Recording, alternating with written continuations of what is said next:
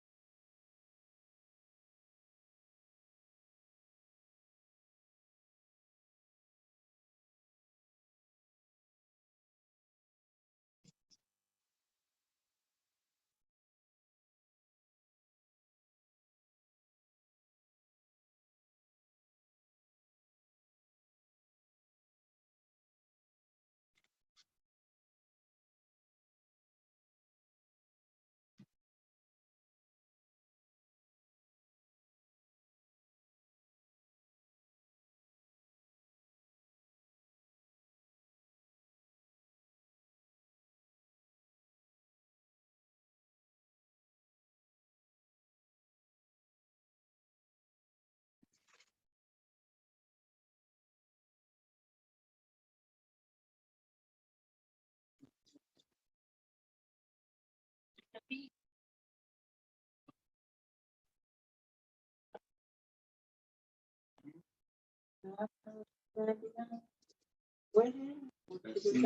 moving right there.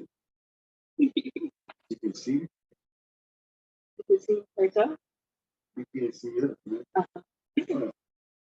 Let me turn this around. My camera's off.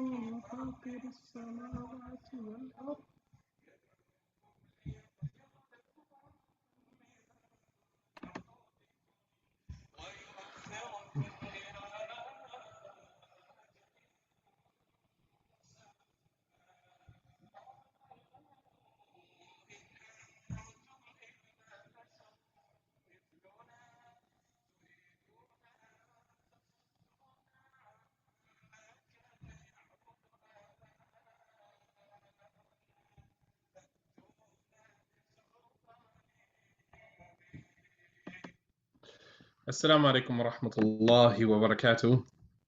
الحمد لله رب العالمين والصلاة والسلام على أشرف الأنبياء والمرسلين وعلى آله وأصحابه أجمعين. Thank you guys for joining me for another grown man discussion this Friday. Alhamdulillah, yesterday for many was the 10th of Dhul Hijjah, which was the day of Ashura. Many of us fasted yesterday. And the day before and the day before that, depending on which moon sighting you were following.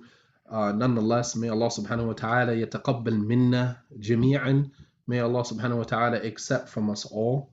May Allah subhanahu wa ta'ala accept from us all of our good deeds. And may Allah subhanahu wa ta'ala place it in our scales of good on the day when we will need it the most. So alhamdulillah, and continuing with our series, we're talking about grown man talk. So last week was a very inspiring. Last Friday was very inspiring. We had Brother Malik Abdullah, and then Saturday we had Brother Hassan Clay come on, and both of them dynamic speakers. Both of them presented us with some very, very important information.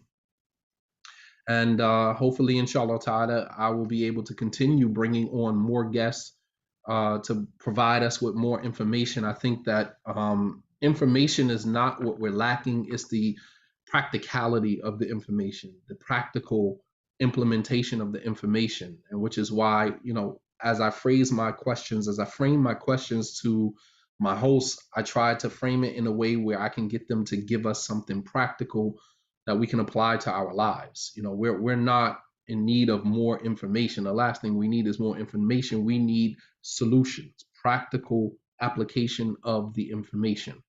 So inshallah ta'ala, I thought that it would be a good idea. I thought it would also be very interesting to bring on a female guest, seeing as though all of the guests that I have brought on previously were males, and we were kind of addressing the men and some of the behaviors that we notice going on in the Muslim community. Not all, but some of the behaviors that we see, just trying to shed some light on it so that we can do better. When we know better, we do better. And so I thought that I would kind of switch the conversation a little bit and put a little bit of focus on the women. And I don't necessarily like to attack the women's issues. I have encouraged in the past, and I continue to encourage female scholarship amongst the Muslim community. I encourage the sisters to get more involved. That doesn't mean, learn how to articulate, but that also means learn your deen, learn your religion, learn the, starting with your aqidah, then fiqh, and then seerah and Quran, all of those, complementary sciences that help, make you well grounded in the subject matters that you are talking about. You can have your secular degree and your secular knowledge, but also be grounded Islamically, so that we can, guide and steer the ummah in the right direction. So this week I brought on my guest, no stranger to many of the sisters. She has been, kind of involved uh, to some degree in, kind of giving sisters information and guiding them along. She wrote a book some years ago called The 40 Hadith on Polygyny. If you don't have that book, inshallah, we will be restocking that book, The 40 Hadith of Polygyny, which is where she compiled 40 hadith from the Prophet ﷺ related to the subject of polygyny. She's written many other books since then, but that book, very, very powerful, very important. If you don't have it, then you need to get it. My guest today is none other than the pretty mama, Jannah Bayyan. Assalamu alaikum. Let me pull you up on IG. I saw your request.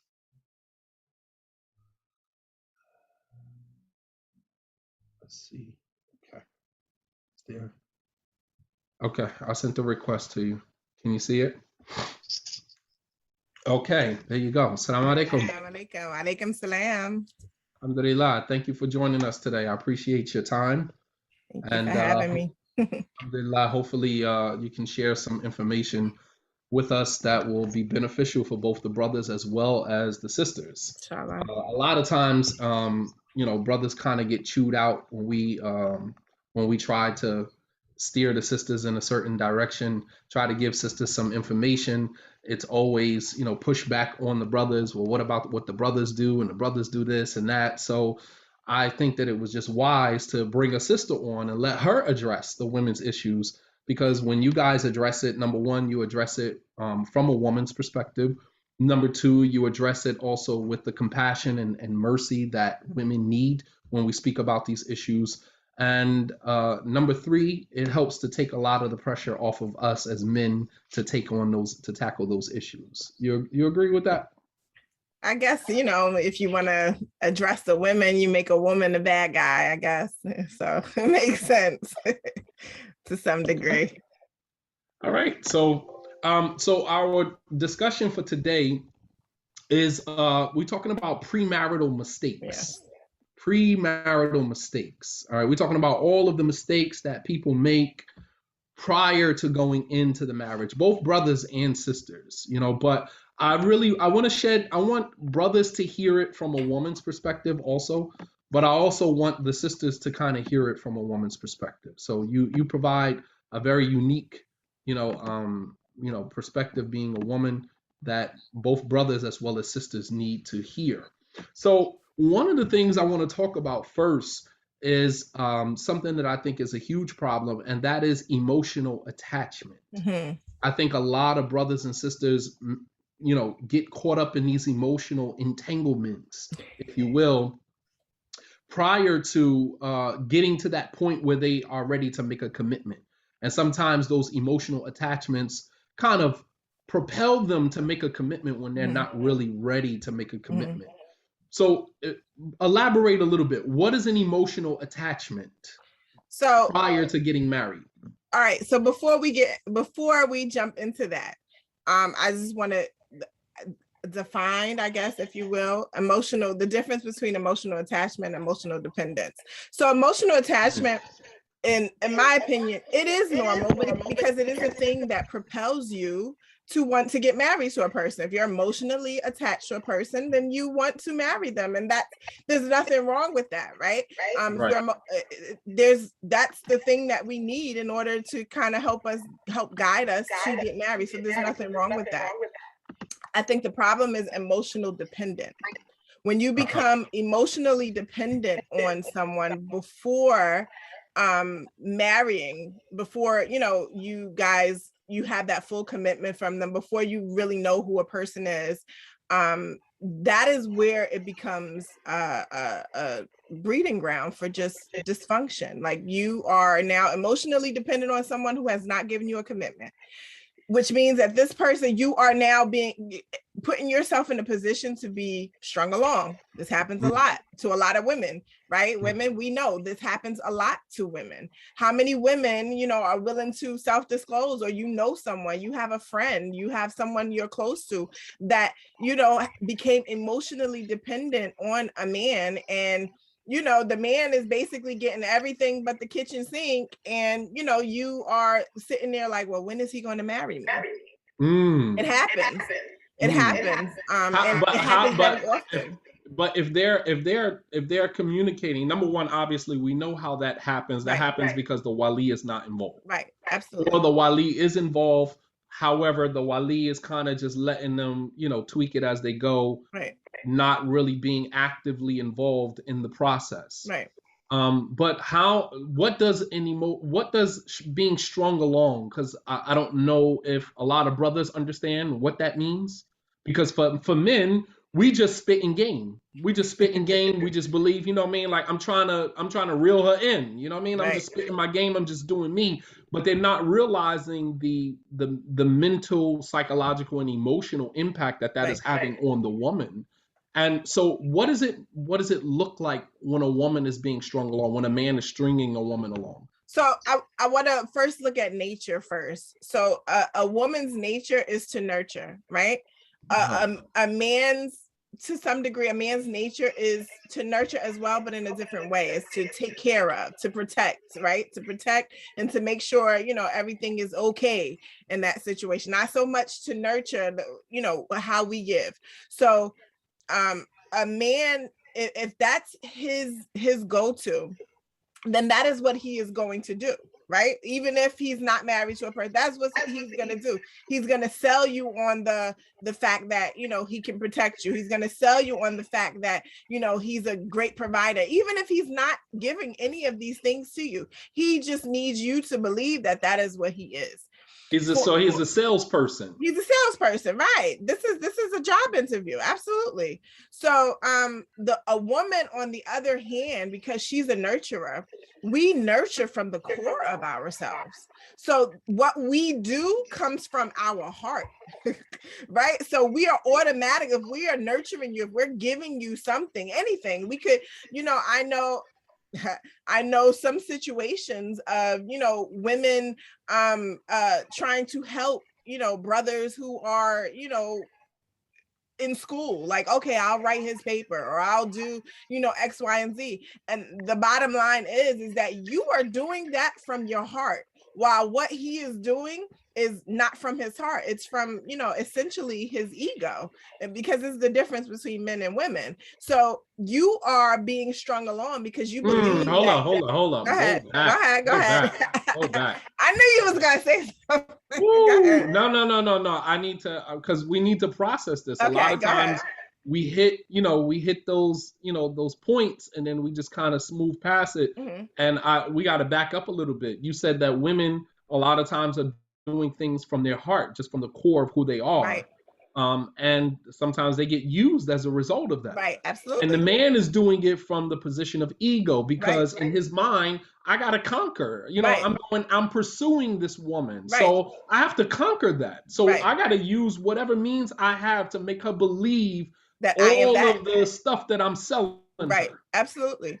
Absolutely. And if he doesn't, and the less he has to give in order to prove that, the more strung along you become, the more emotionally dependent, the less he has to give. Because the bottom line is, if you are giving everything 100% right way before marriage, if you're giving 80%, 70, 65%, that might be enough for him, because best believe he's getting the other 40% from somewhere else. So you it's not a game. It's really, men are from Mars, women are from Venus, and it's just really understanding the difference in the sexes. There's a huge difference. Women, we are moved by what we hear. All he got to do is say the right things. He don't really have to show me it, because, you know, he could use well, we're not married yet, you know, but this the kind, you know, this the kind of man I am. This what I do. This what I, you know, he can use that, and that's what gets you. You know, women, we get God every time, right? But men, on the other hand, they are moved by what they see. So women, naturally, because we're nurturers, we're going to do certain things. They're going to see that and be moved by that. And if So that essentially gives the man the advantage. So absolutely, the man has the 100%, vantage because they don't point have to do anything but talk. because they don't have to do much. Right. All they got to do is just spit game. All they got to do is just sound like Yep. this is what this is what you can look forward to. Show up. That's So I'm it. going to That's all do they have this to for do. you. So we're going to go to Jannah paradise. We're going to get the paradise together. right. I'm going to teach you your deen. I'm going to do all of this. Inshallah, we're going to get on this hawk. We're going, And so the emotional dependence come in how do you know when you're emotionally dependent on someone? Well, number one, you love their praise, you live in their praise, and you die in their criticisms. That's number one.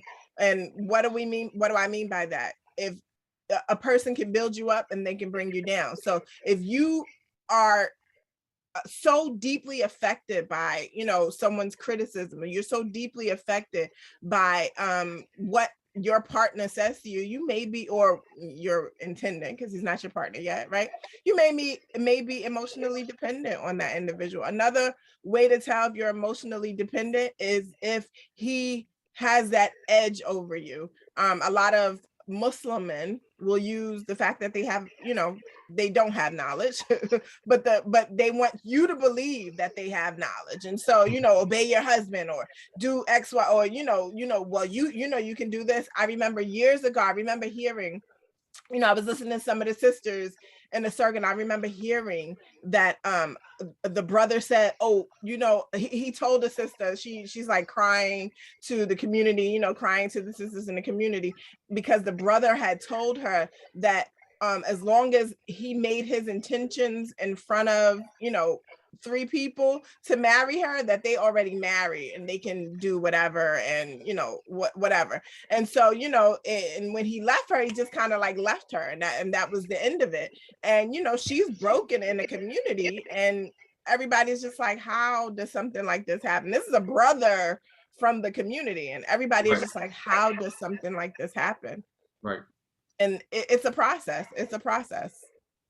So yeah, exactly. And this is very important for, brothers who profess to have knowledge of the religion, because I think a lot of times sisters are looking, a person who seems like they have knowledge of the religion or have a command of the religion, to a woman that looks like safety, security, protection. I'm struggling my deen, so I need to marry a brother who has good practice of deen, so that he can help me level up spiritually. And so that image of this man having religion or having a command of the deen, it's appealing, very appealing. Absolutely. And sometimes brothers take advantage of that. And we've seen many examples of brothers who profess to have knowledge of the religion and have taken advantage of that. So we see so what we want brothers and sisters to understand is, number one, for men to understand the power of their game. To you as a man, you're spitting game, but you don't understand that your words travel deeper than just the surface. The woman is not just hearing your words, she's internalizing your words. So the words are not just penetrating her ears, but they're penetrating her heart. Absolutely. And while you are on the phone with her, or y'all on the computer and y'all texting each other, or on the phone texting each other, or talking to each other on the phone, and you think I'm just spitting game, when you hang the phone up as a man, you don't realize that the words you just spit to this woman is literally changing her entire life by the minute. Right. Absolutely. She's internalizing everything that you say. God forbid you're making promises, and we don't forget. Right. And women love promises. You guys love promises, So this is, so for the brothers to understand the danger in that, to be mindful of your words. Words have power. Absolutely. Words have power. And hearts are weak. Hearts are weak. Allah subhanahu, the Prophet sallallahu alaihi wasallam referred to the women, as fragile vessels. He's traveling with his wives one day, and I believe it was Aisha and Hafsa are in the back, or Aisha and Sauda was in the back of the caravan. And so one of the companions, his name was Anjasha. And Anjasha was quoting poetry, was reciting poetry, but reciting it in a way where it sounds like sounds, like music, and he's reciting so that the horses can move quicker, move faster. And as the Prophet ﷺ is realizing that they're moving faster than the pace that they normally go, and then he's realizing that his wives are in the back of the caravan, he says to Anjasha, Ruwaydaka ya Anjasha al-Qawarir, la tukassir al-Qawarir. He said, Anjasha, slow down, don't break the fragile vessels. And he was referring to his wives who were in the back. And that doesn't mean that a woman is weak. Right. That's not referring to a woman being weak, but that means that women internalize things, on a deeper level than men do. Right. Especially when it's coming from the opposite sex. Okay, so how do women and men avoid, this emotional dependence? How do we avoid that during the premarital phase? How do we avoid getting attached emotionally? Well, it's not that you want to avoid getting attached emotionally, because that is a normal part of the sit down, the walking to the altar, right? That's a normal part, is being emotionally attached. What you need to do is you need to trust the involvement of your wali or your wakil, because at any sit down, doesn't matter if it's the first one or the fifth one, everyone is on their ideal behavior, right? The husband said, the potential husband, he said, the potential wife asked the husband a question, how's your relationship with your mother? Right? That's the question. And then the potential husband says, oh, my relationship with my mother is great. I speak to her every day. Right? And so in the woman's mind, because everybody's on their ideal behavior, so that response is pretty ideal, right? The woman's mind, she says, oh, he's family oriented, because like you said, we're taking that internally, it's going to a deeper place, and we're giving it the meaning that we want it to have because of our biases, our emotional attachment, all of that. The wali, on the other hand, is saying, oh, this man is emotionally dependent on his mother. Why is he speaking to her every day? I don't speak to my mother every day. Like, or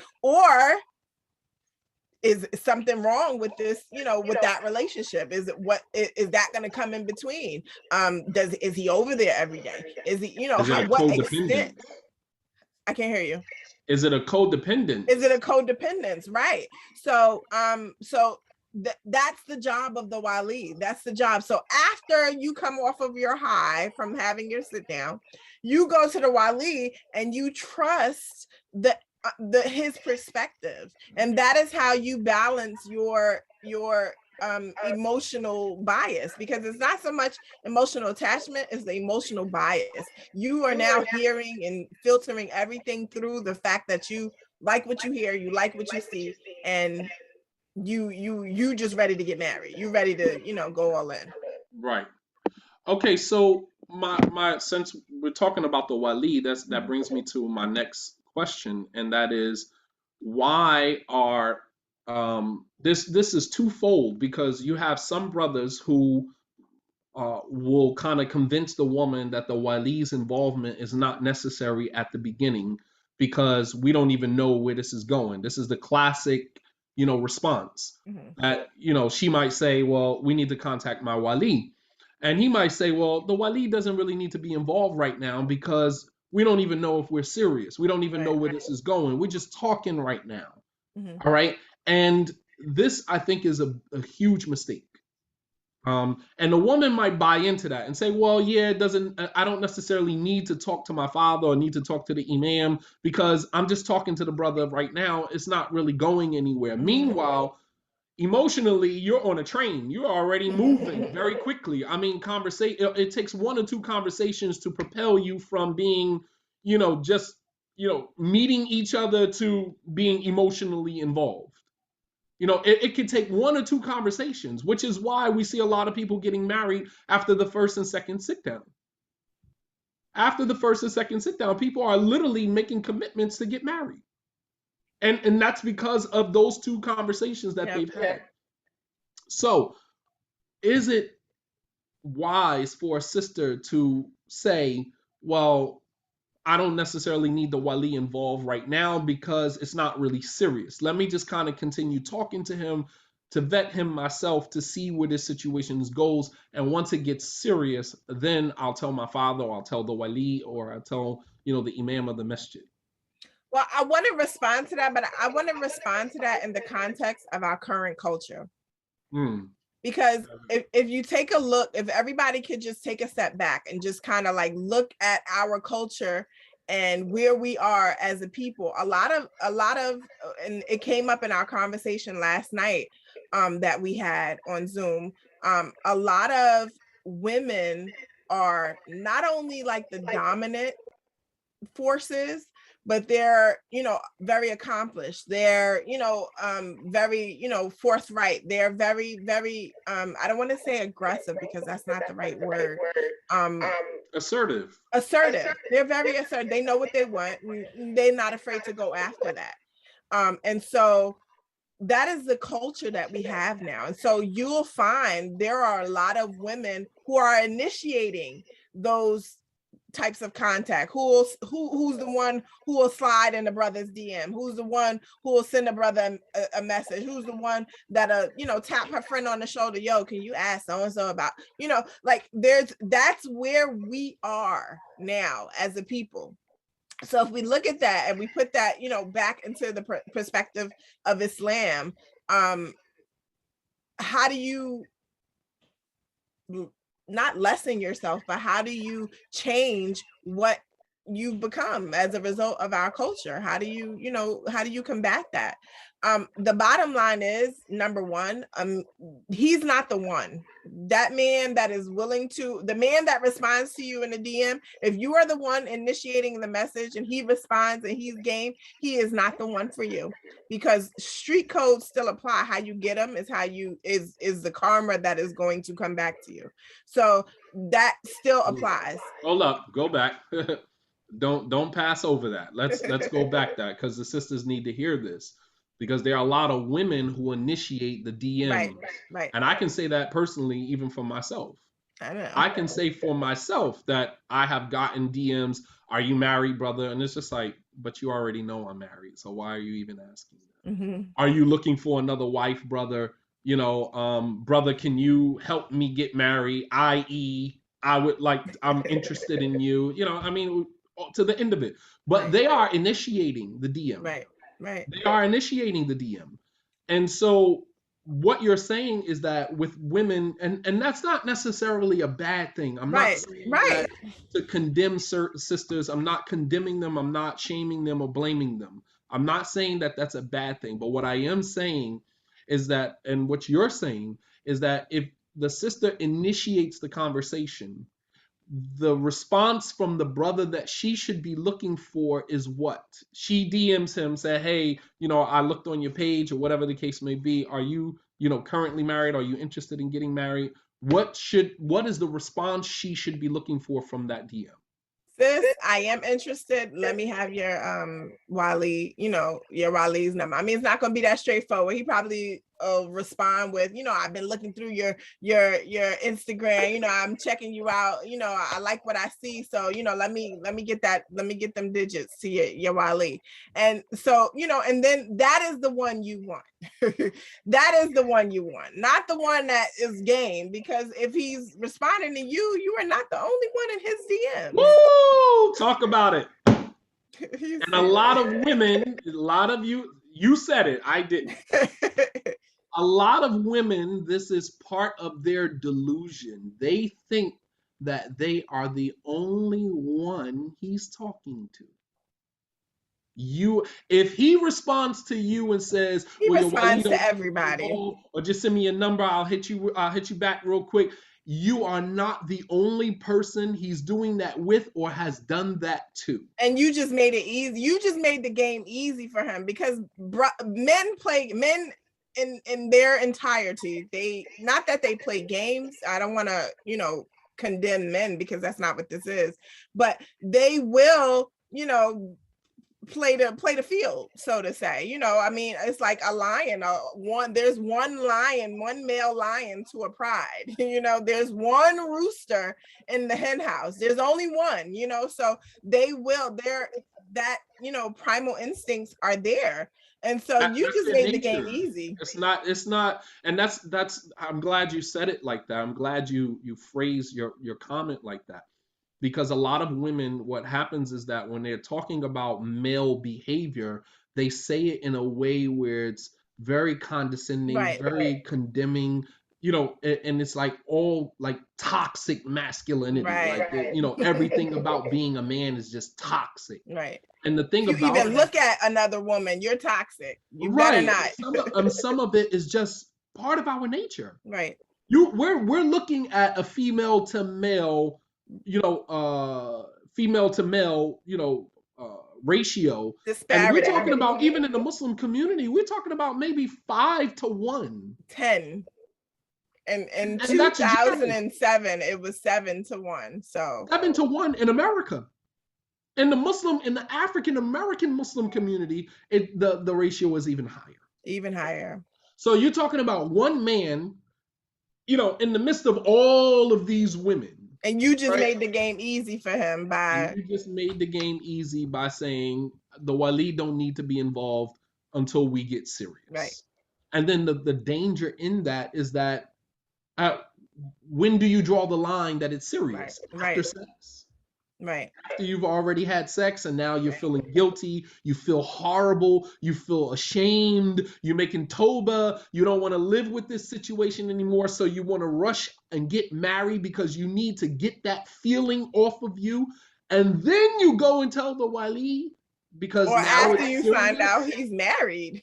Or after you find out he's married. You've already consummated a non-marriage and then you find out he's married, then it's like, okay, well, we need to clean this up. We have to rush and clean this up, but it's no cleanup. And that's karma. I'm speaking from the street code. That is karma, and that will come back. Woo, man, oh man. The Arabs, they have a saying, Kama tudinu tudan. Yes. As you deal, so shall you be dealt with. The energy that you put out is the very energy that you will get. Absolutely. Subhanallah, man. Yeah, man. I mean, this is, I mean, we don't want to make anybody feel bad. We just want to present, you know, the situation as it is. You know, we're not trying to shame anybody. We're not trying to blame anybody. We don't want anybody to bury themselves underneath their covers and start crying because this is your situation. When we know better, we do better. Absolutely. So what you're saying is that the brother who responds back without directing you to giving him the wali's number is probably not the guy. He's not the guy. Not the guy. He's not the guy, because these are the same complaints afterwards. You know, I found out my husband is talking to, you know, women in his DMs, and it's just like, well, were you one of the women in his DMs? You know, and it's not, again, it's not a blame game. It's not, you know, a shame game. It's just, you gotta be real, and you gotta have an honest conversation with yourself. And basically the same thing he did with you, he's 9 times out of 10 going to do with somebody else, because the buck didn't stop with you. Right. If he's capable of doing that, it doesn't matter now that, oh, I found a good woman, so I'm not going to do that anymore, because the thing that should have motivated him from the beginning was that I fear Allah, so I'm not going to do that anymore. So if he's not motivated by the fear of Allah, then basically you're saying marrying a good woman she should have been the one. She should have been the anomaly. She should have been the exception to the rule. No, you're not going to do that to me. Right. That should have absolutely attracted him to her. Right. Absolutely. And so you do have to be careful, especially in this day and age when the availability of women. I think that's part of the problem we're seeing with the marriage, you know, fair, the lack of, you know, quality men. We have to be careful, because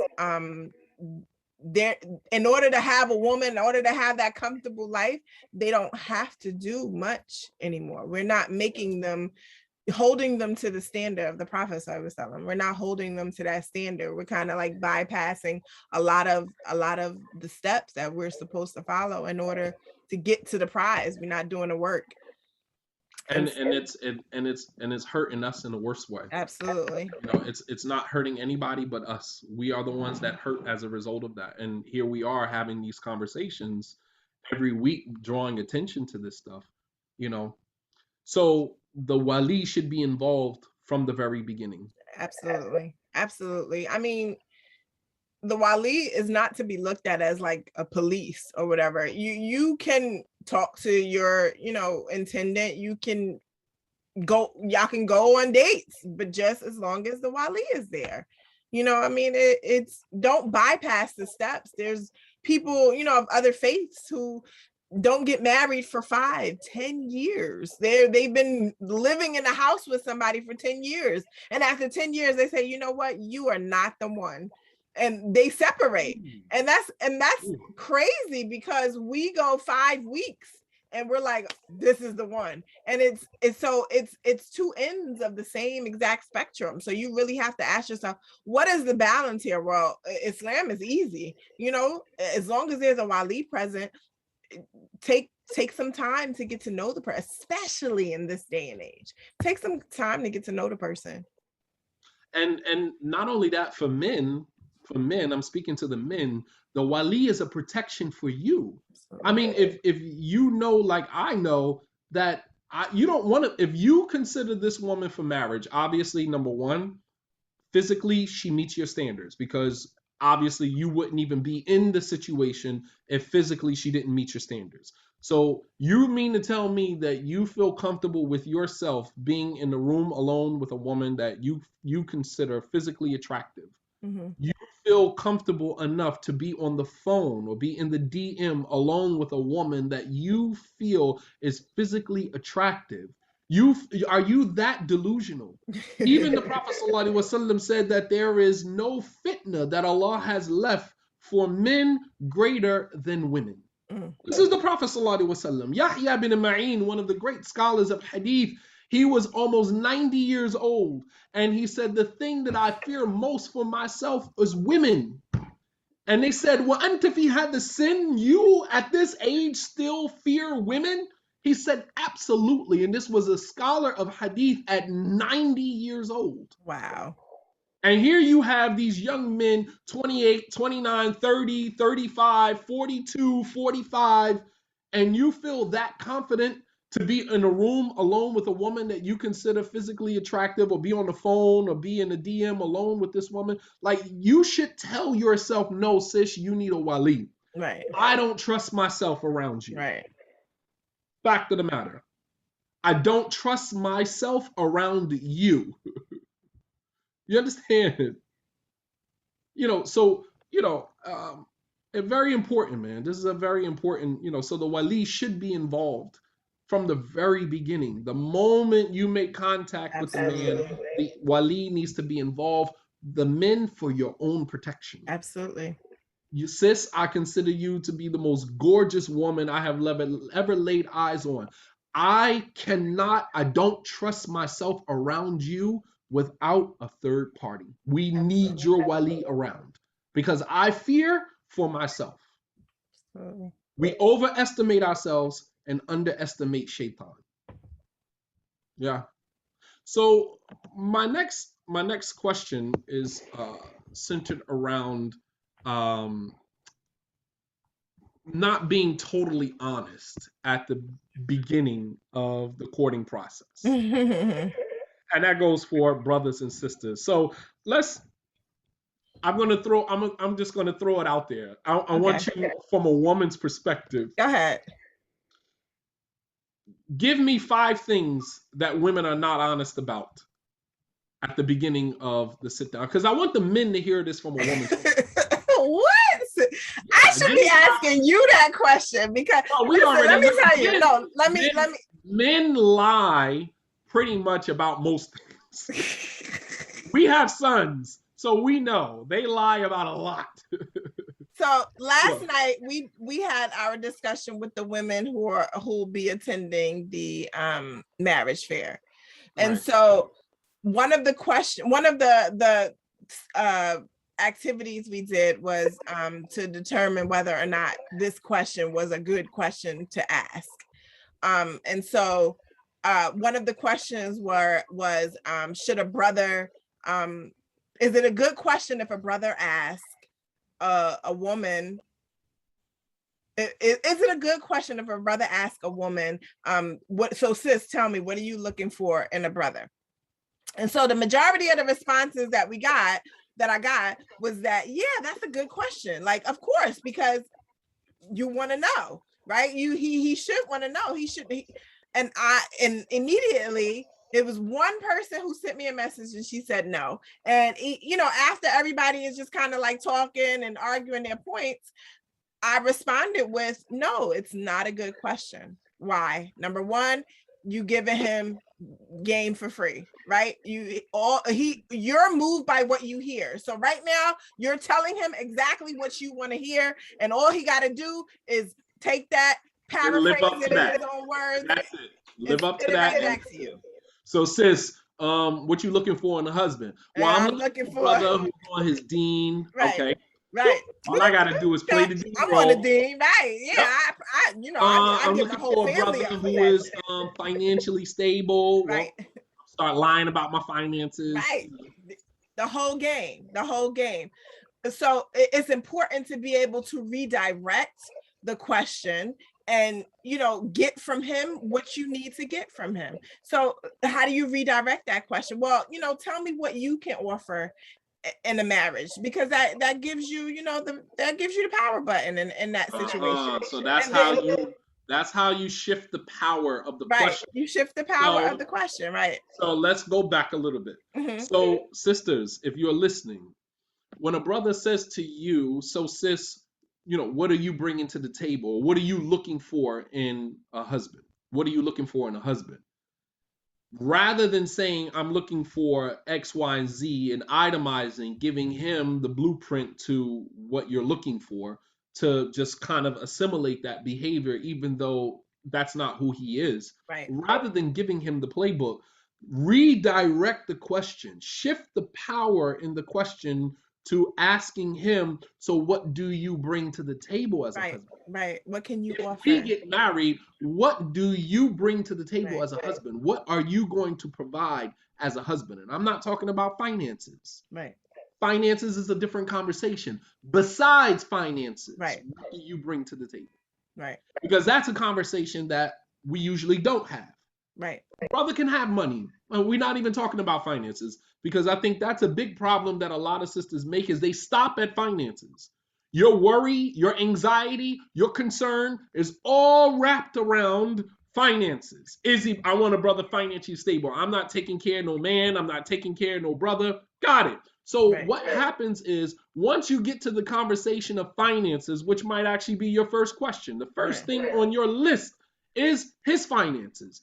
And then when he tells you, financially, I'm straight, he shows your wali bank statements, he shows your wali how much he gets paid, and you like, ching, ching, oh, I hit the jackpot. You don't care about anything else. All right, so let me jump in there. Because you started off, you asked me the question of what are 5 things women lie about.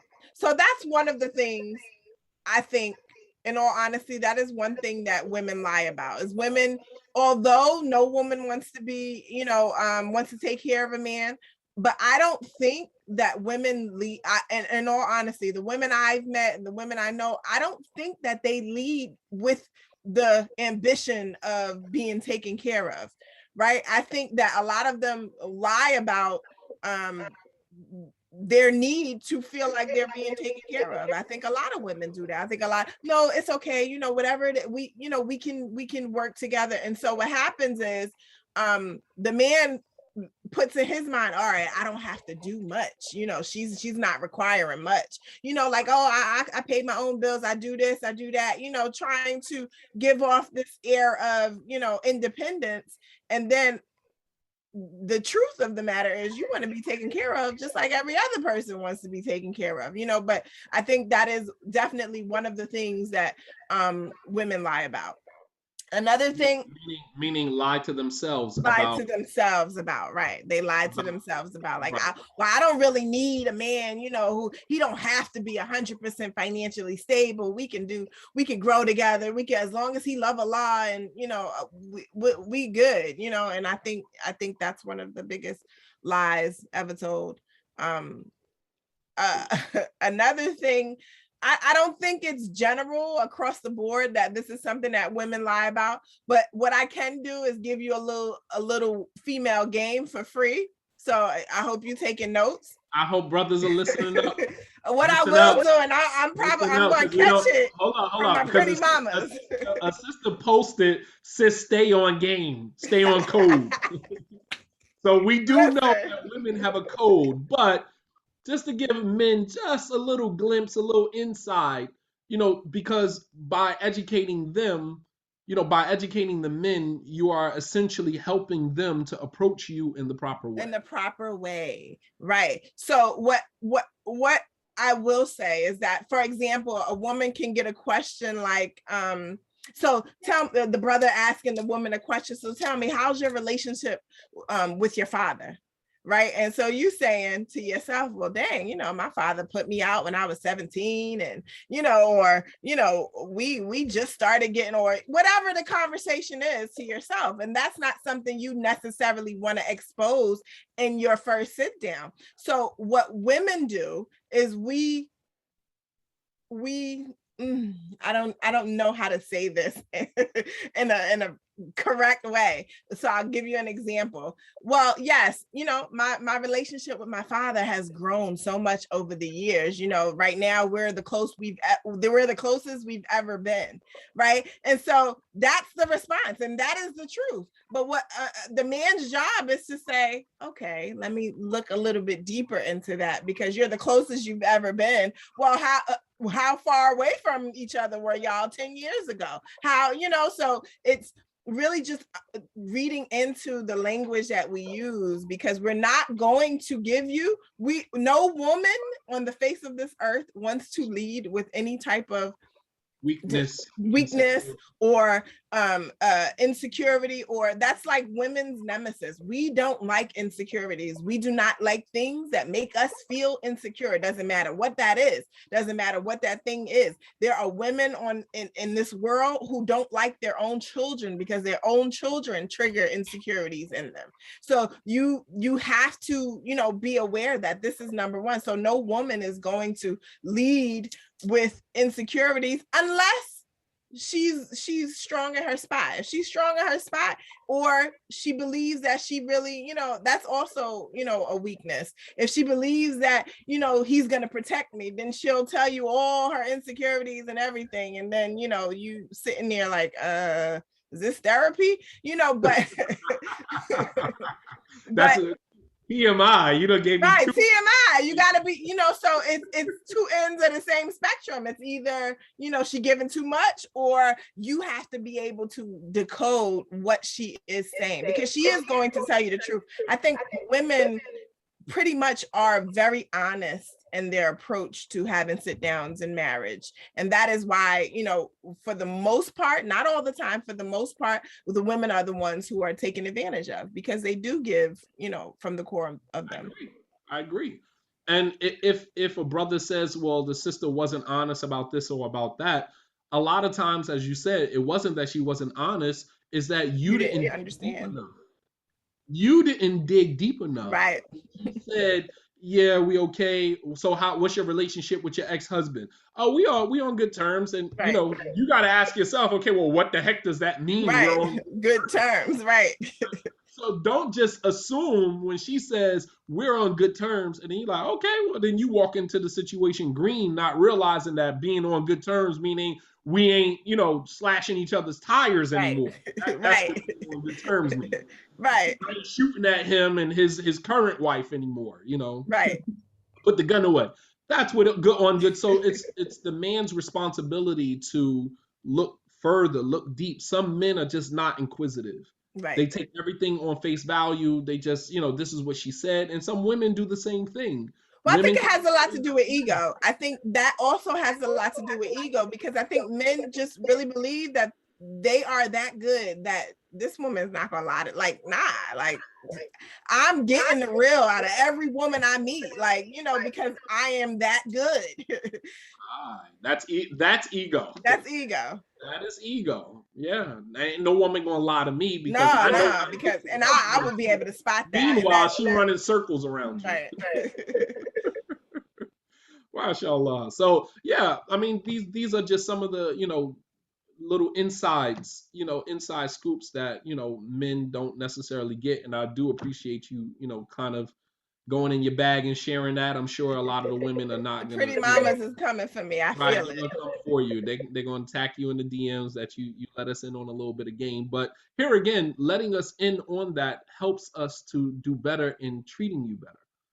It's the same thing with raising children. Sisters, if you have boys at home, why is it that a man can say, my daughter changed me and made me a different man, but women, you will never hear them say that, raising my son made me a better mother or made me a better wife. That's deep. I mean, like, you don't see that. You don't see that. Why is it that children can have that, or daughter can have that type of impact on a man to change him? And I can say that my daughter had that impact on me. My daughter right now in this very moment gets the absolute best of who I have ever been as a human being. But can women say the same thing at home raising their sons? Or can you say as a woman that raising your son has made you a better wife, made you a better, and that's the problem, because you're not sharing this game with your sons. You're not teaching your sons how to treat women better than the way that you were treated. So you can't hoard the game. You can't hoard, the information for yourself. You have to look at your sons and realize that the same knucklehead treatment that you got from a guy is possibly going to be your son in a few years if you do not give him the game that he needs. So I think I have one more question. I had a couple of more questions. So something that I'm going to play the devil's advocate here. Something that I received yesterday from a brother.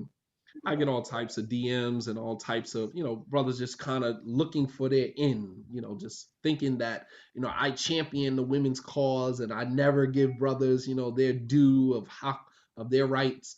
And they're always throwing stuff at me. Well, what about this? Or what about that? So one of the things that I heard just yesterday is that women get relaxed when it was actually a conversation that two people were having on my Twitter page. And one of the things the brother said was a lot of sisters get relaxed after marriage.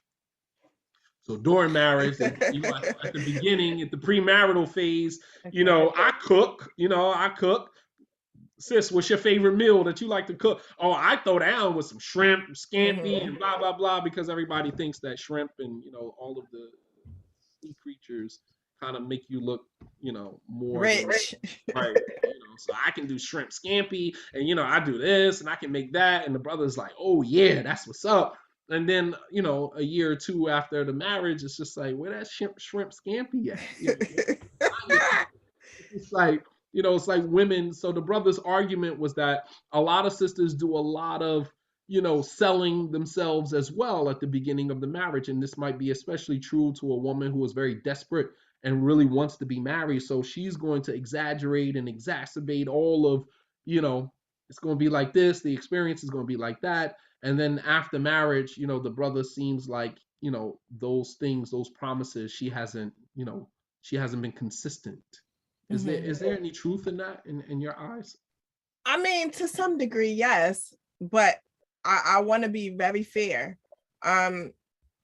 Generally speaking, I think everybody goes into marriage with the ideals, right? With the hopes that this is going to last forever. This is love.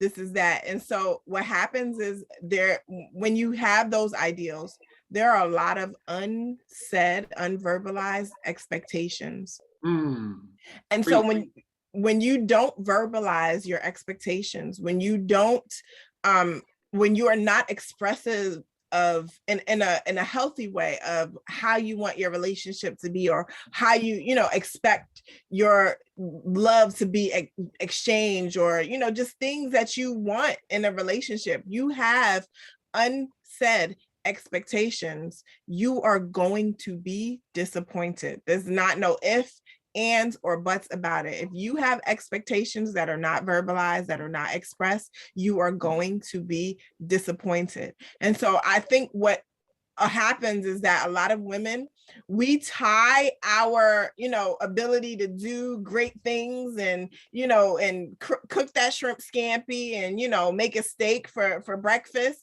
we tie our ability to do that to the love that we receive, and so, or the love that we believe we deserve. And so when we don't receive certain things, we start to, pull back and shrink and go, well, then I'm not going to do that. Well, then I'm not going to. And we see this all the time in relationships. We see it in movies. We see all the time in relationships. And so what happens is there's a lot of language, a lot of communication that is not being expressed. They are not talking. And so you have to have a open dialogue in your marriage. You have to be able to communicate these things in your marriage. You have to. Last night we talked about love languages, and they were like, yeah, love languages are very important. And so in understanding your love languages, you have to understand your own love language. You have to understand what your love language is and what you require as a love language, because it's not all the time the same things, right? Especially we're women, right? We're multifaceted. We have, I was sitting with a woman the other day and she said, yeah, my husband said I have like 50 different personalities. So today you guys are getting this one. Everybody's laughing, but we're like, my God, but yikes. Right. And she's a great, she's the talk of the party, but she, this is her reality. But you have to be real. And I think the older we get, we do have those real conversations with ourselves. If we have people in our lives who will tell, if you have a husband who will tell you that, if you have a husband who is not afraid to say, hey, I see this, or, you used to do this, maybe not in such a judgmental way, but, maybe in a joking way, like, yeah, I used to get shrimp scampi the first year. A friend of mine, she said her husband has a saying. He says, oh, she has a saying to her husband. She says, your first year you is competing with this year you, and your first year you is winning, right? And so, that's real, right? Because sometimes we lose track of our goals. Sometimes we lose track of why we're in this. Marriage is long. How we started off. We lose track of how we started off. Right. We lose track of that love. It's different when you love someone and being in love with someone. And your goal is to constantly find ways to be in love with the person. You're always gonna love the person, but constantly find ways to be in love with the person. And if you find ways to be in love with the person, you will find that energy to get up and make a sandwich at 3 a.m. You will find that energy. You will find that energy. So I think Sahur is probably one of the biggest tests for a married couple. Yeah. Sahur, a woman gets up and cooks a full course meal for her husband and the family, the kids. I mean, every morning. I mean, and that's love. That is love. And it takes being in love to do that, because I could just wake you up and give you some dates and that's it.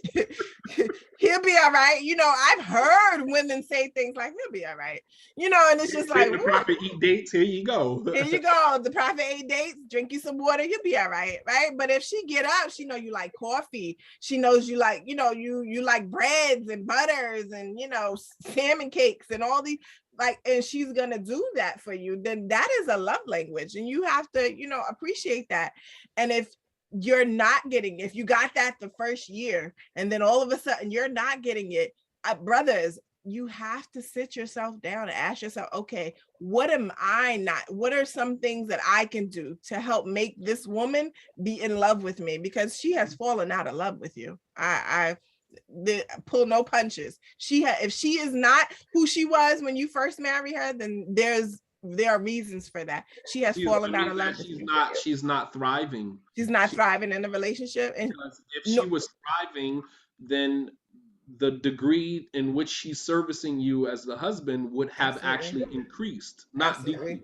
Absolutely. That is one of the signs that a woman is thriving in her marriage, and that means that she's getting most of her needs. She's getting her 80-20, right? She's 20% she's getting from Allah subhanahu wa ta'ala, the other 80 she's getting from her spouse. Right. She's getting her needs met. Therefore, she's able, it's like the hierarchy of needs. Once these needs are being met, then you can self-actualize. It was like the two companions, right? Like he came to his friend's house and the wife answered the door and she looking a mess.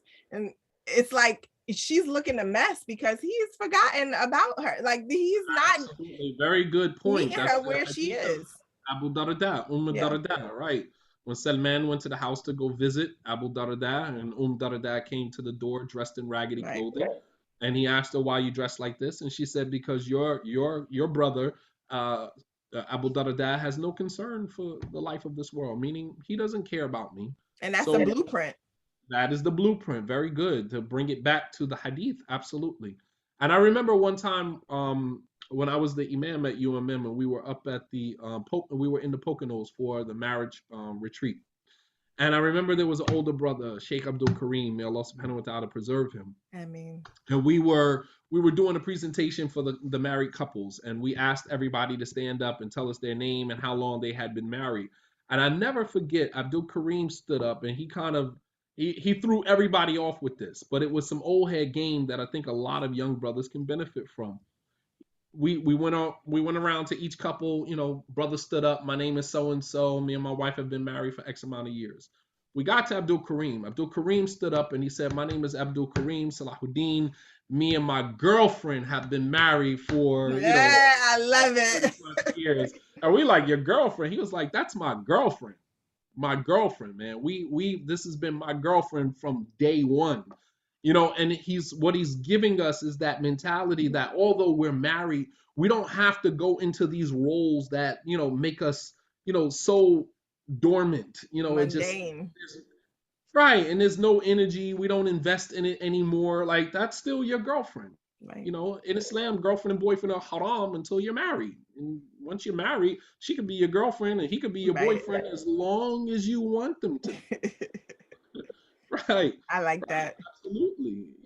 Abdul Kareem is definitely the GOAT. Nasira said Abdul Kareem was the GOAT. Absolutely. So for brothers to understand that if you are not receiving from your spouse, what she was doing previously, then there's a reason for that. It's not that she's not that person anymore. Perhaps there's a part of her that used to be there that's not there anymore.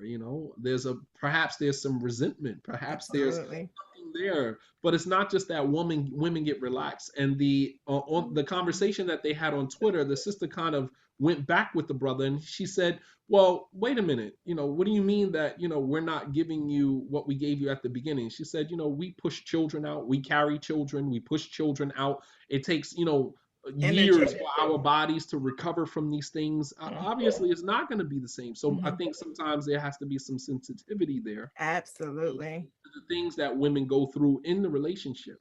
Some women, suffer from certain things. Sometimes their bodies just never recover from one child.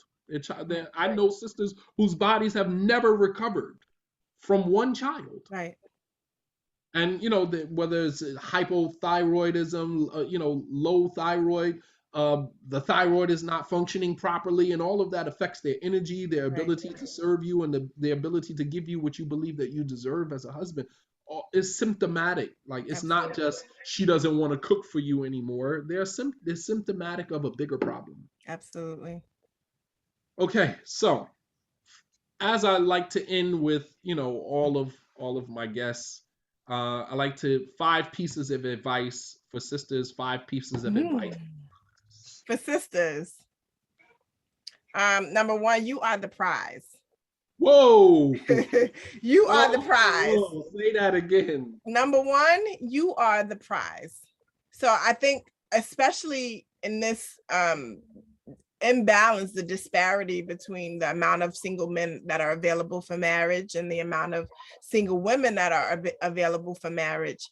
I don't want to shame any of my sisters, and I'm not going to call it desperation, but it looks like acts of desperation. And so when you are in a state where you're feeling desperate, you do things, you go against your better judgment, you misconstrue things that you hear what you want to hear, you're heavily biased because you really want this person to marry you, love you, and you really want that happy ending, right? You really want that story. Well, you got to wake up, right? Because you are the prize. There is no reason that this man will not want you. And that is what you have to tell yourself. And so there's no reason that is going to disqualify you from this man wanting you. So get that out of your mind, right? You are the prize. If he gets you, he got you, right? You're the prize. So you put yourself in a position, you present yourself as the prize. Like, let me see your resume, brother. Let me, you don't have to sell yourself, because a man, as you mentioned, the biggest test for men are women, right? If that's the biggest test for men, I personally believe that any woman on the face of this earth can have any man that she wants. Any woman on the face of this earth can have any man that she wants, if the cards are played correctly, right? And so you got to play your cards correctly. You want a man, figure out how to get that man. I'm not saying slide in his DM, sisters, please don't take that, but you are the prize. And you need to carry yourself as such. So that's the first piece of advice. After that, number 2, trust the men in your life. There's a lot of convert sisters, a lot of sisters who've converted to Islam, and a lot of them do not have Muslim male relatives to be the wali in their lives. So you still have men in your family who love you. You still have men in your family who want the best for you. Include them. Find a way to integrate them into the process. The only thing they can't do is give you away. They can help you do many other things, because you know what? They love you. So you have to trust the men in your lives. Muslim women as well. I know there are situations. I had a friend once who, didn't want to go. She wanted to get married, and this was like her 8th marriage, and no shame, but that was the situation. This was her 8th marriage or 9th marriage. And her father was like, no, I'm not, going to marry you to this brother. And she went and, told the imam that her father wasn't really on the sunnah, and if he could be her wali. And eventually, she eventually married the brother, and he destroyed her life even worse than all of her other situations destroyed her life. And there's a lesson there. You have to trust the men. The men are not naturally haters on women. Like, men are not going to hate on a woman. So they're not going to make you do something or prevent you from getting married just because they're hating on you. There's something there that maybe you can't see. And so trust the men in your life. So that's advice. Even not to cut you off, even to the point of helping you as a woman. You have to be able to have a man in your life that you can bounce stuff off. If you just had a 2-hour conversation with this guy, filling your head with all types of stuff, you need to be able to go and bounce some of that stuff off of another man in your life. I just had this conversation with this brother who's, kind of courting, I'm vetting him for marriage. These are some of the things that he said. What did he mean by this? What do men mean by when they say this? Or the same thing that I'm doing with you now, having you decode some of the behavior of women. Women, you need to have men in your life to help you decode some of the things that men say. Men run a lot of game. Not necessarily because they're just, habitual liars, or they just constantly running game, But It's because the ego. It's the ego. we are hunters, Right. Absolutely. so we are chasing game. You know what I mean? We're hunting. Right. When we're going, even when we're going after a woman, we're still hunting. So Right. we'll say in many instances, whatever it is we need to say to get you. And once we got you, we feel like we've accomplished something because I got the prize. I got the game. I got it. So it's not that men just intend, some men do. Some men are just habitual liars. That's just who they are. They're liars from head to toe. But there's some men who exaggerate, who spit game and, exaggerate and exacerbate, things to the point where it is a lie. But in their mind, they're like telling themselves, I got to say it like this. I got to throw it out there like that. You know what I mean? Like, even like sometimes I go to the gym and I'm working out by myself. I don't like to be disturbed when I'm working out. And then you see two guys standing off to the side. And I mean, the lies that men tell in the gym. Lord have mercy. Yeah, I'm sitting there like, this nigga, no, he lying. Like, this is nothing but lies. You just want to get up and just say, lies, all of it, lies. You know what I mean? But that's just men. That's just men. Men, we know that. Right. When I'm talking to a man, as Hassan Clay said, said to me one time, he said, the moment a man opens his mouth to me, 65% of what he comes out of his mouth, I done already chalked up as a lie. 65% of it is a lie. 65%. Men, we understand that.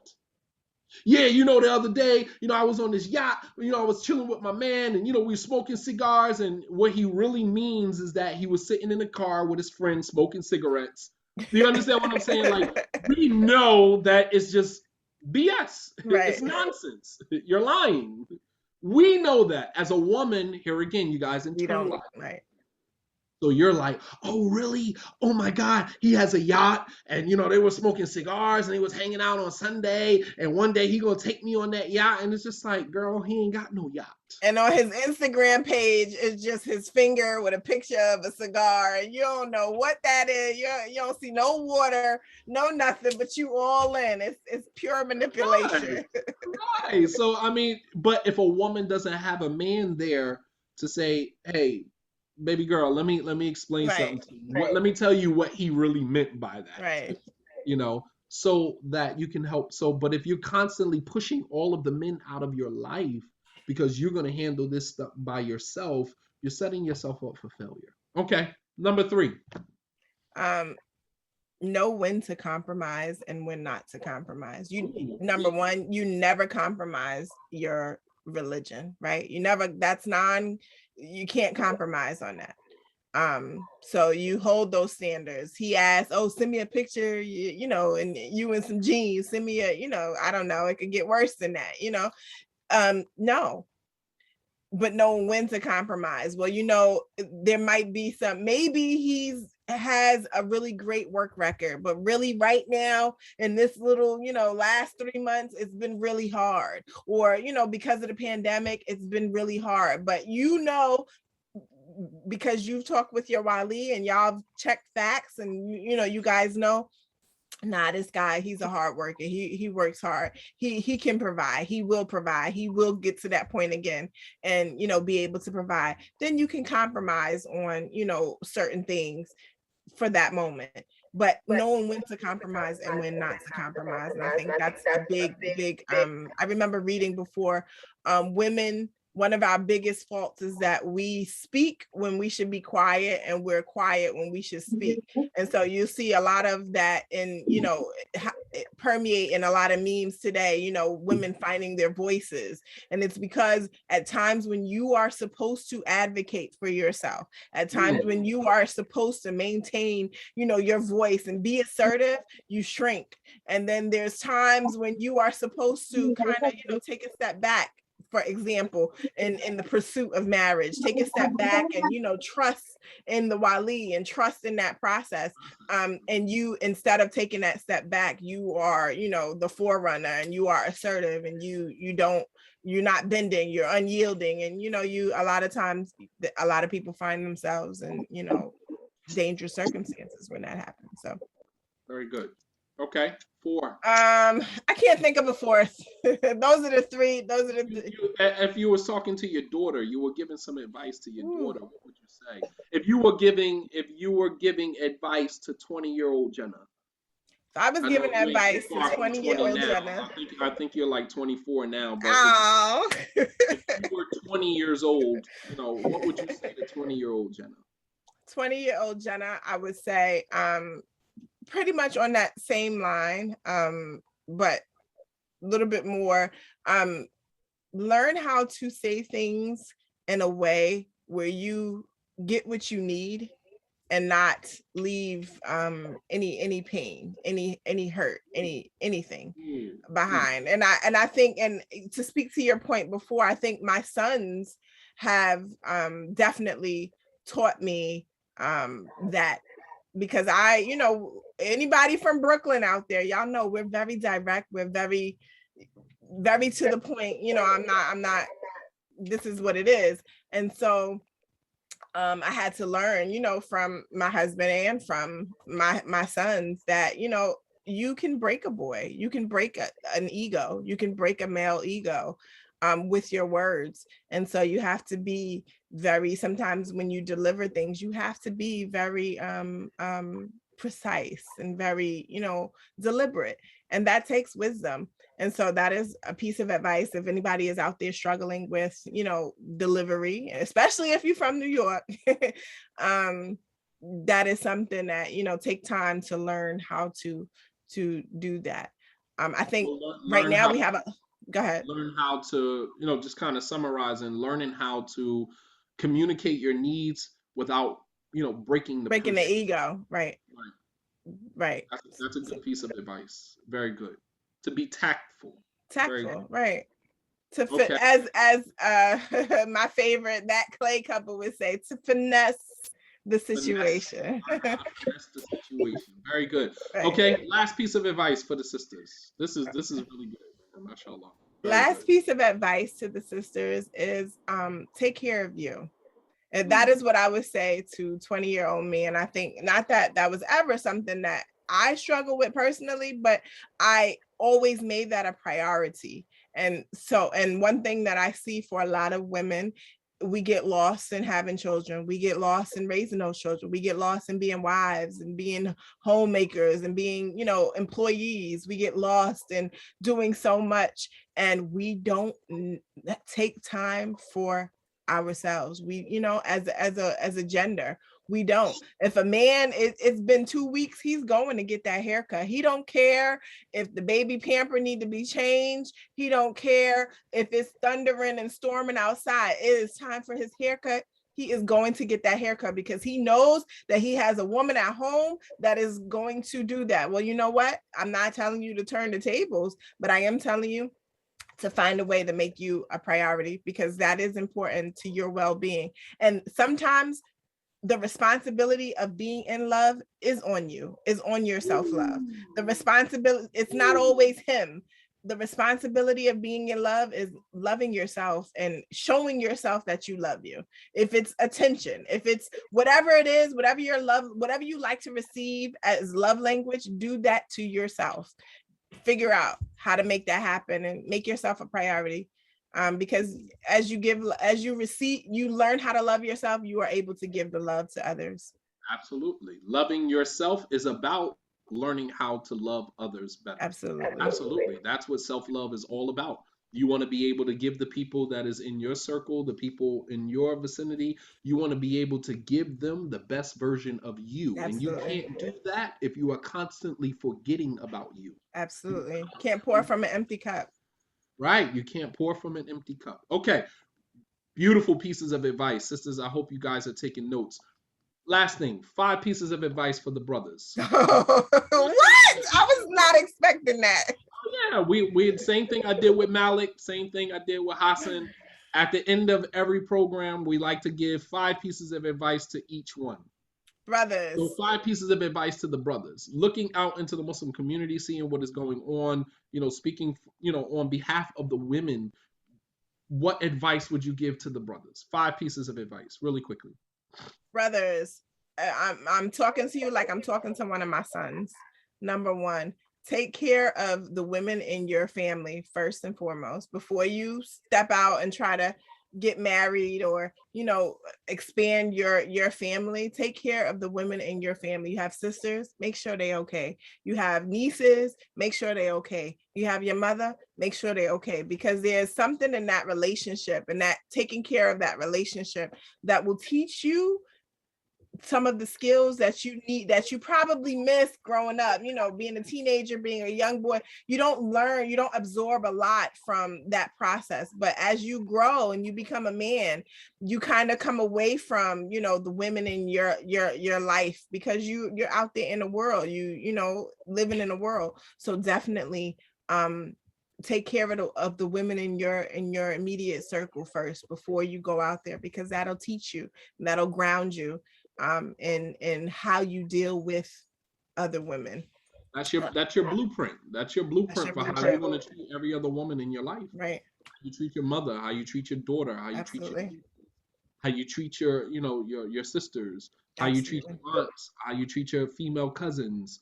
You know, all of them that is the training ground for how you're going to teach the, you know, treat the woman that you are in a relationship with.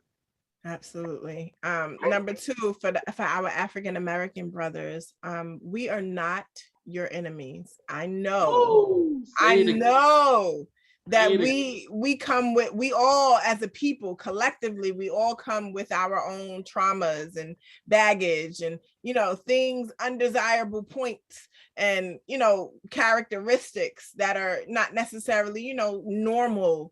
But we are not your enemy. Nobody on this earth wants to be your partner more than an African American woman. So do right by us and you will get the result of what you do. Isn't the reward for good anything but good? Like, just do good and you'll receive that. You're on your soapbox today. Well, you asked. Woo! Man, oh man. Isn't the reward of good anything but good? MashaAllah. So yeah, it's really sad how the relationship between Black men and Black women, you know, even within the Muslim community, has become, you know, so strained, man. Yes. And, you know, we've Shaitan has won again in convincing us that our counterparts are our biggest enemies. SubhanAllah al-Azim. But here you have it from an African American woman telling you straight up that they are not our enemies. Our women are not our enemies. Absolutely. Something that I saw on Instagram the other day, where a sister said, you know, for Black men who choose to marry outside of their race, you choose to marry women from outside of your race, leave Black women out of it. Right. Just say that you like women from another race. The Black woman, you know, the poster child for your trauma, you know, and so therefore you're going to go marry an Arab, or you're going to go marry a Pakistani sister, you're going to go marry a foreign sister, because African American women are this or that. Leave them out of it. Just own the fact that that's what you're attracted to, and it's fine. We can live with that. Race. You want to try something different. Right.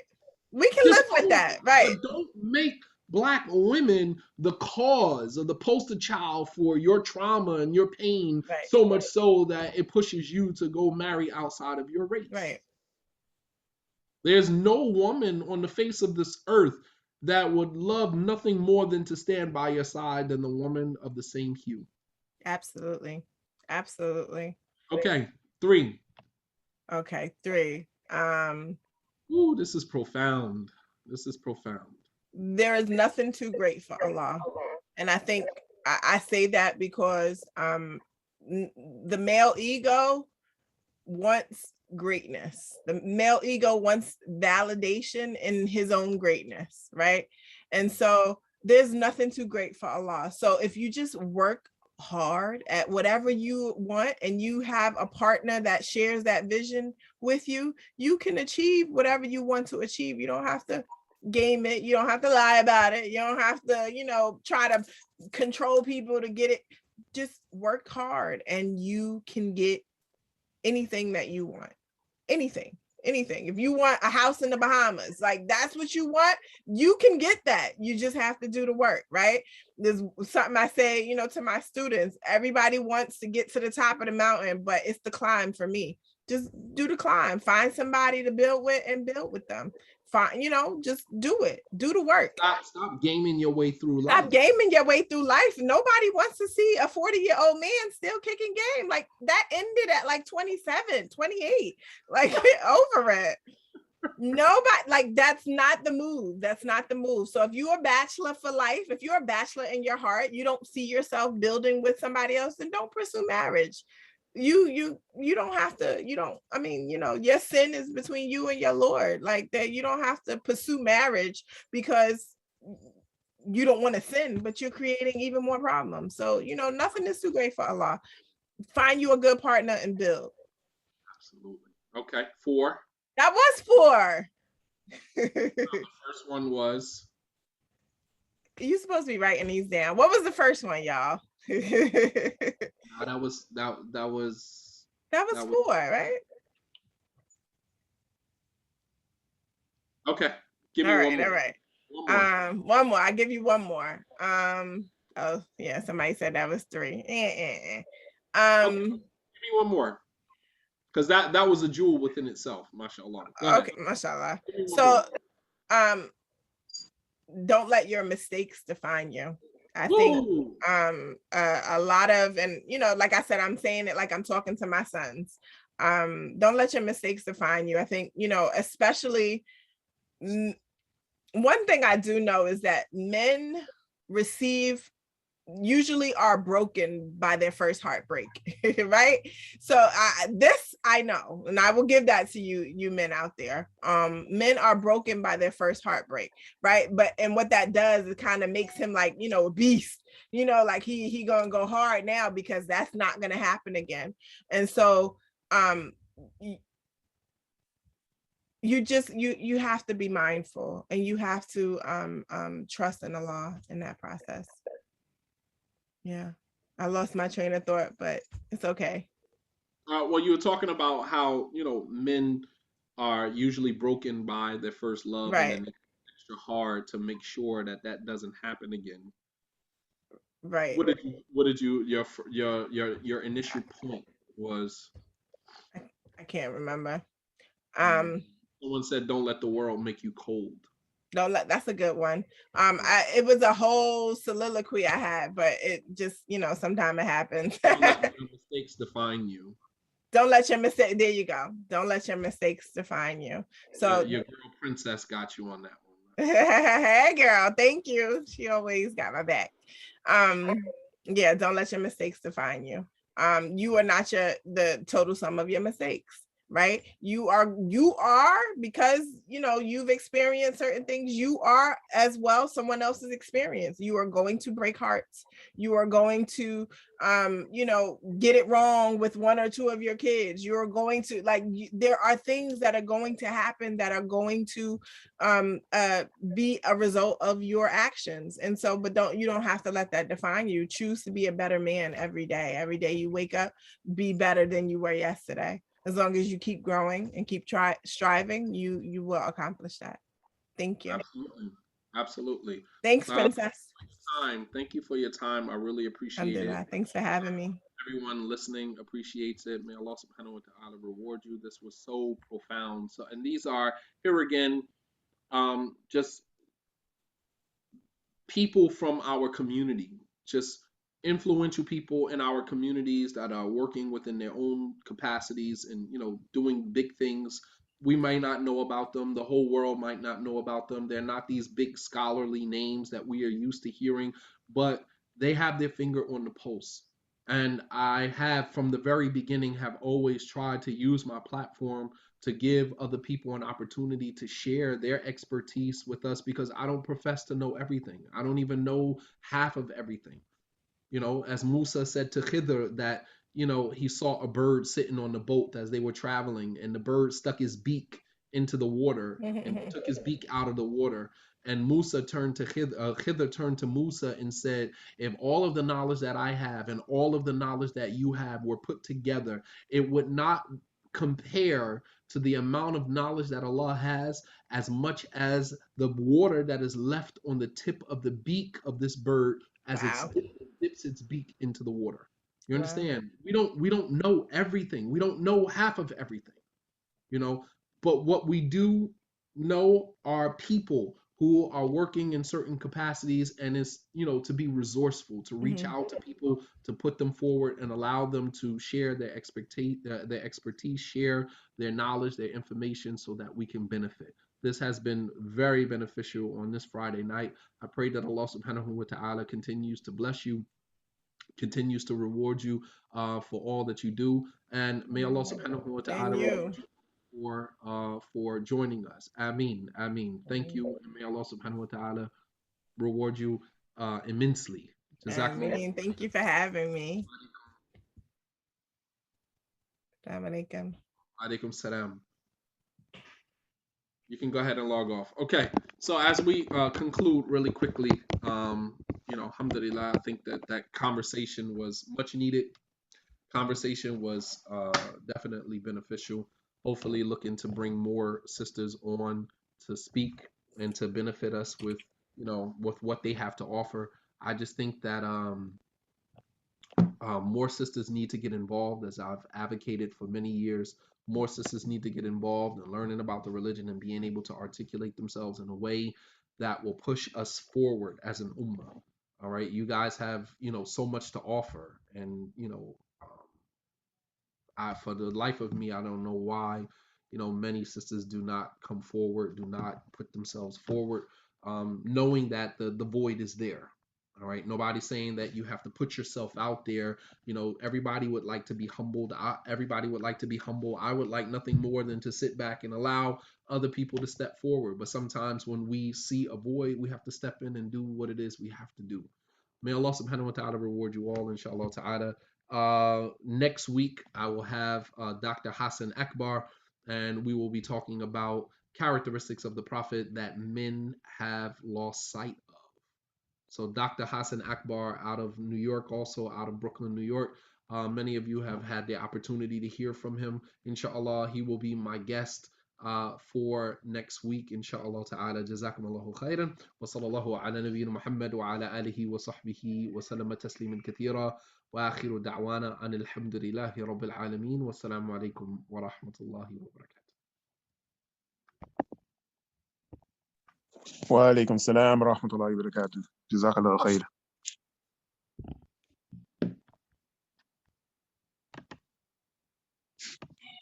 Ali Saber, you had something? I just saying وعليكم السلام and جزاك الله خير. Okay. Wa alaikum salam wa rahmatullahi wa barakatuh. Wa jazak. Alhamdulillah. Thanks for joining. نعم أخي.